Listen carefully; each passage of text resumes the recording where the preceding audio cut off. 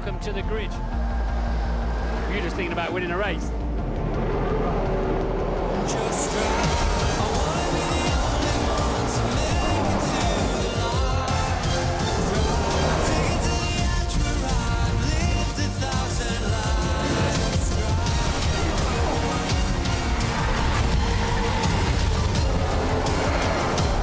It's going to be two Mercedes going wheel to wheel into turn one. Brilliant wheel-to-wheel action, definitely game on. Your finest moment in the race. What a great race we've got in progress.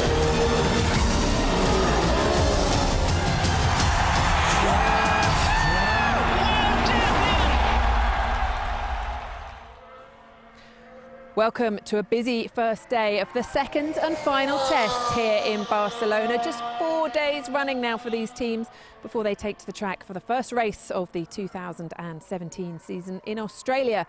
And there's more work for some to do than others. But Williams don't appear to be one of them. Felipe Massa topped the timesheets at the end of day one with a lap that he actually managed just before lunch on the super soft tyres. Daniel Ricciardo put the ultra softs on, but a 1:19.9 was the best he could do, and Sebastian Vettel in the Ferrari also managed a 1:19.9. Lewis Hamilton and Valtteri Bottas didn't put on the quickest tyres and stayed in the 120s. Esteban Ocon in the Force India managed a 1:21, while Nico Hülkenberg in the Renault came in with a 1:21.5. Pascal Wehrlein, though, got his first taste of Formula One in 2017. Now recovered from the back injury he got at the Race of Champions, he managed 47 laps before lunch and said he was feeling fit and almost ready. How are you feeling after your laps in the car today? Yeah, I'm feeling good. So, of course, my biggest concern this morning was if my back is okay, but I can confirm that I'm feeling totally fine, and I'm very happy about that. So tomorrow morning I'm back in the car and can't wait. It's been a tough winter for you, hasn't it? Because the Race of Champions should be so much fun, and then to get an injury like that out of it that delays your chance to get into one of these 2017 cars, I imagine it's been quite tough. I think last week was quite tough because I was here, I was feeling that I'm ready, but I wasn't allowed to drive, so that was the most difficult thing. And of course Sunday in Miami I missed the race together with Sebastian to drive for Germany, so this was difficult as well, but you know, the most important thing is that the recovery went fine, and now I'm back. What are your thoughts then on these 2017 cars? They're really quick, so especially fast corners, they're very quick, and yeah, just looking forward to more experience with the new team, of course. New engine, you know, I never drove the Ferrari engine, so there are so many things to learn for me now, and I will use the time I have this week to catch up. So Lewis, then just to sum up that morning's running for us, we went out and had a look on track, and the car certainly looks good, but was it feeling good today? I wasn't feeling great today, but that's just with setup, and I think it's quite hot today as well, so tyres degrading and everything like that, and we had some damage to the floor, but I didn't have any offs or anything like that, which is a good thing. I did see puffs of smoke from other people going off, but fortunately I was able to keep on. When we went to the chicane, the exit of the chicane, there seemed to be a bit of movement at the rear of the car. Was that what you were feeling? What was going on? Yeah, just a bit of an awkward balance today, and I think the temperatures are a bit higher today, so it's a bit harder on the tyres, and perhaps not having the car really in the window. But as I said, we're also having damage to the floor, which meant that there was good corners and not so good corners, so they're working on that to make sure that Valtteri has a clean afternoon.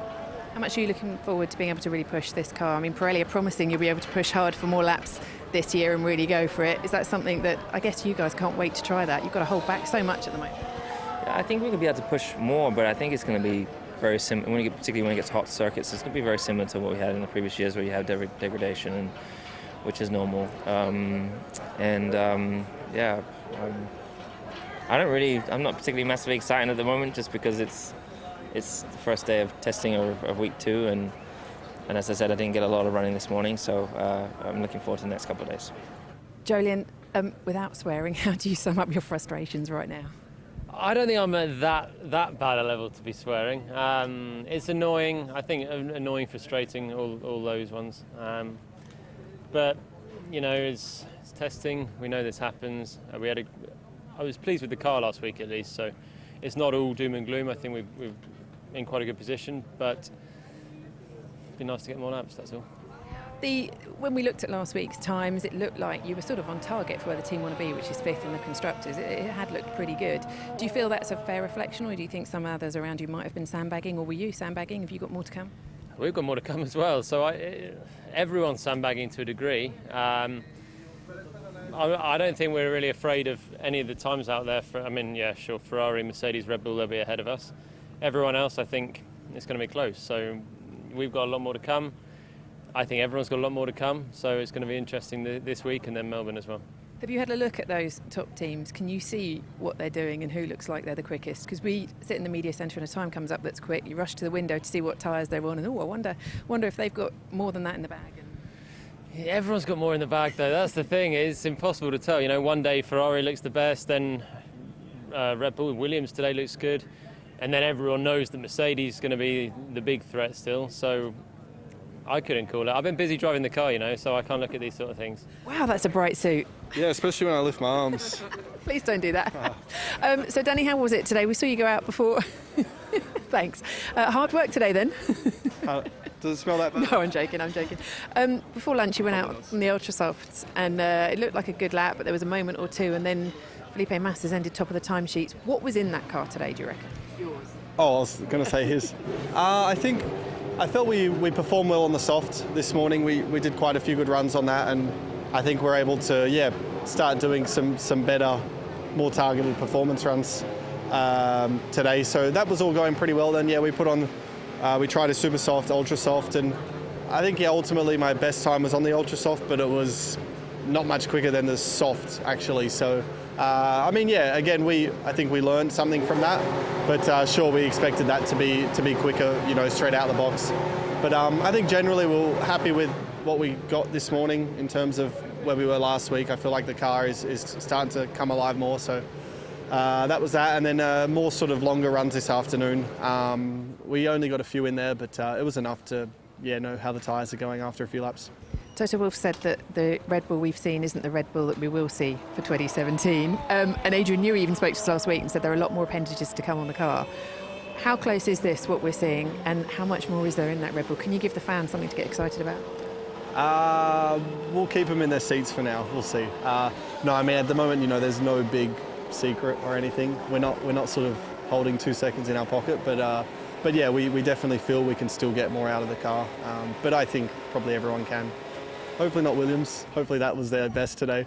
But I think, Ferrari and Mercedes obviously can still get more out of theirs. So once that all happens, we'll see. But it's looking all right. It's now my 3rd day in the car, and I'd say day 1 to day 2, and then day 2 to day 3, I'm getting more happy with it.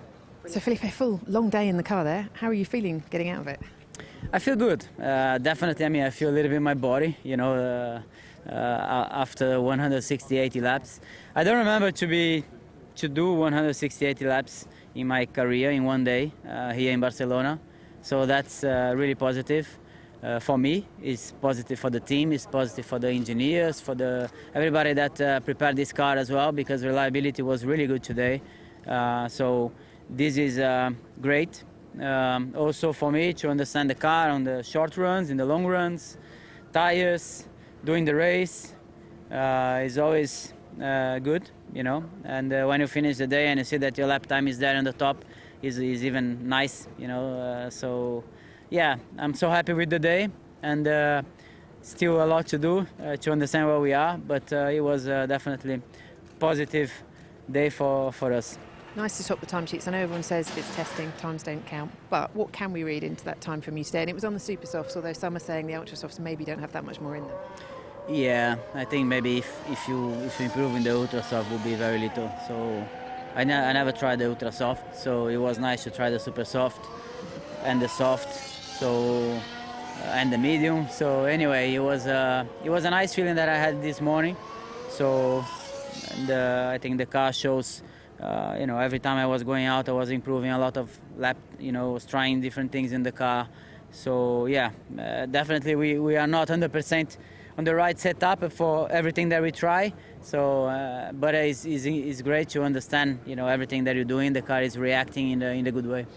Do you feel more responsibility this year for the team? Not only because you've got a rookie next to you, maybe he might need an arm around the shoulder occasionally as well from someone with experience, and then your experience in giving your feedback to the team as well on the car? Yeah, sure. I mean, we need to pass all the right information. You know, the team is counting a lot on our information. The team is counting a lot on the result from the test. In everything that you see, changing parts, changing setup and everything. So, and Lance needs to learn. I mean, he needs to understand the car. He needs to you know, get more mileage. Trying to pass everything I can, definitely for the team, but also for him, you know, and just trying to make him learning as quick as he can, because I mean, if he's ready and if he's doing a good job, it's for the team and it's for myself as well, you know, as a teammate. So yeah, especially when you see a guy that he's my teammate, and I met him, he was 8 years old, maybe 1 year older than my son. So, and now we are teammates, so that's really nice. It hurts, doesn't it, though, when they come It hurts, definitely. Yeah, we obviously have had already a few meetings with Honda, because we don't want to have a repeat from 2015 or even 2016, which looks so far we have. We want to be competitive. This is where we have to be, and we can't afford to be another year not being competitive and definitely, or at least affected by reliability issues. Well, Eric Boulier might say that it's not as bad as 2015 at the moment. That year they finished 9th out of 10 teams in the Constructors, but they were only quicker than the Sauber out on track today. Boulier also said that the strain on the relationship between McLaren and Honda is at a maximum. Well, there are now only 24 hours of running time left to turn that around before the first race in Australia. We'll have more updates live throughout the day on Sky Sports News HQ from here in Barcelona on day 2 of this second and final test. And we'll round up all the day's action and speak to all the drivers on Paddock Uncut at the same time tomorrow night.